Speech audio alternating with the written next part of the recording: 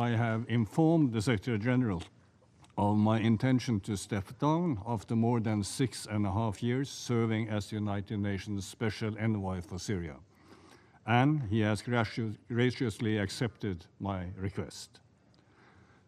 Firstly, let me say, and let me really underscore this, I am, and I believe we all are, deeply indebted to and profoundly grateful to the Syrian people who have shown extraordinary courage and humanity throughout these years. And today we heard two very impressive voices from Madame Chorbaji and the new PR. And I'm going to miss listening to that. But as my family and colleagues know, it has been my intention for quite some time to move on for personal reasons after a long period of service. Yet, given the extraordinary changes in Syria and the opening of a new chapter, it has also been both my duty and indeed my privilege to remain in office and to help guide the United Nations political efforts in the first crucial months of this historical period of political transition. I will be departing in the near future, but I assure that I will remain fully engaged in my responsibilities until my final day in office.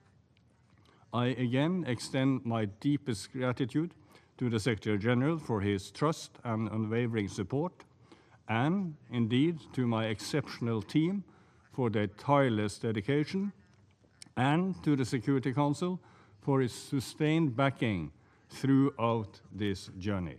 It's been a pleasure.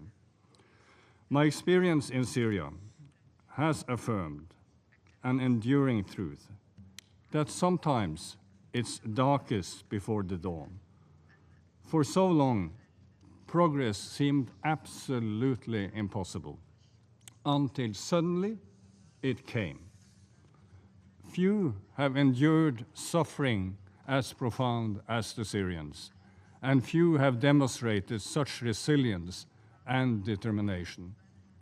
Today, Syria and the Syrian people have a new dawn, and we must ensure that this becomes a bright day. They deserve this so much.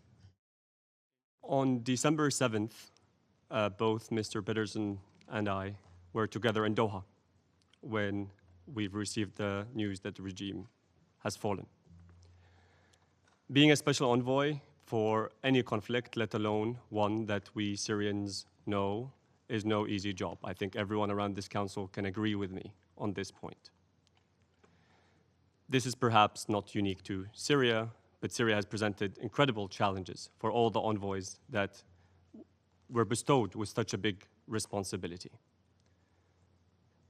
But what perhaps is unique to the Syrian situation in Mr. Envoy's departure is that he departs on a note of hope, on a success story, on a hopeful story, on well wishes for millions of Syrians that he endured so much criticism and so much pressure to be able to serve.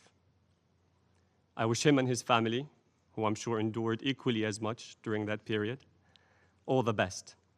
And we look forward, Mr. President, in engaging with the Secretary-General and all of you in working with his successor in a way that preserves Syrian sovereignty and fulfills the aspiration of the Syrian people.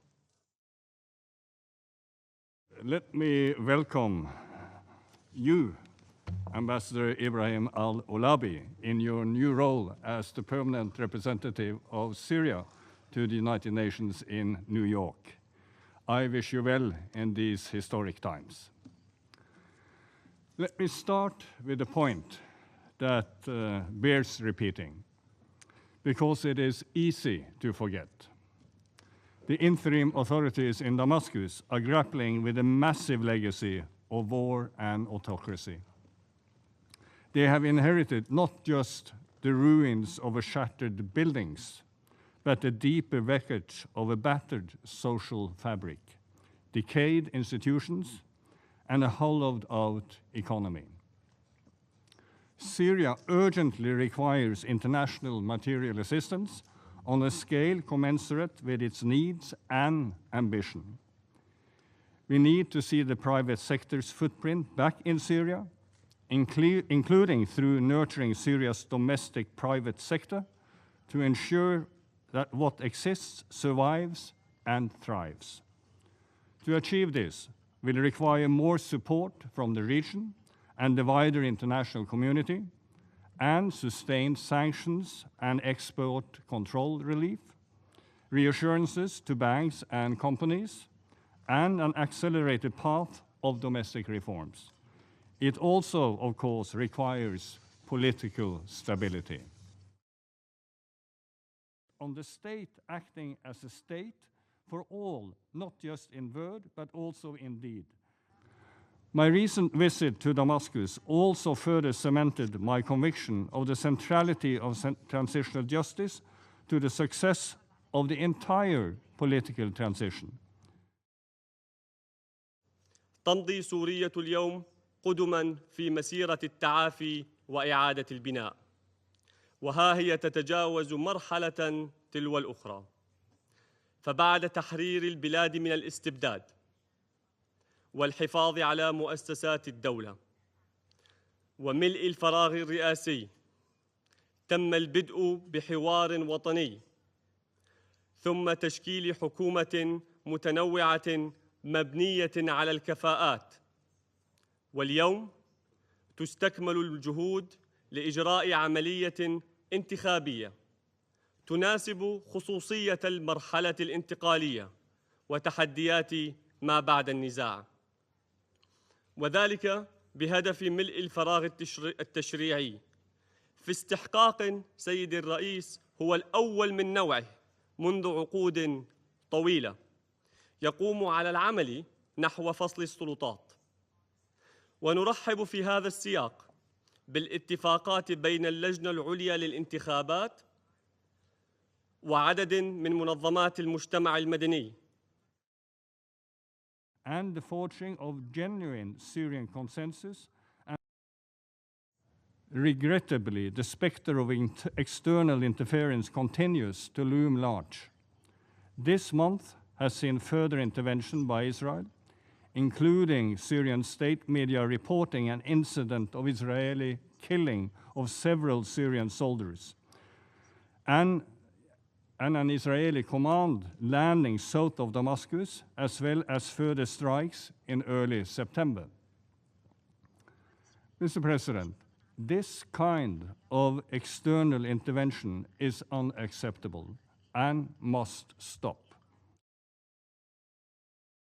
إن سوريا تدين وبأشد العبارات الاعتداءات الإسرائيلية وتجدد مطالبتها مجلس الأمن بالتحرك الفوري لإدانة هذه الاعتداءات ومنع تكرارها، وإلزام سلطات الاحتلال الإسرائيلي بسحب قواتها من الأراضي السورية التي توغلت فيها على مدى الأشهر الماضية، وإنهاء احتلالها للجولان السوري وفق قرارات الأمم المتحدة ذات الصلة. But equally, the success of the transition will above all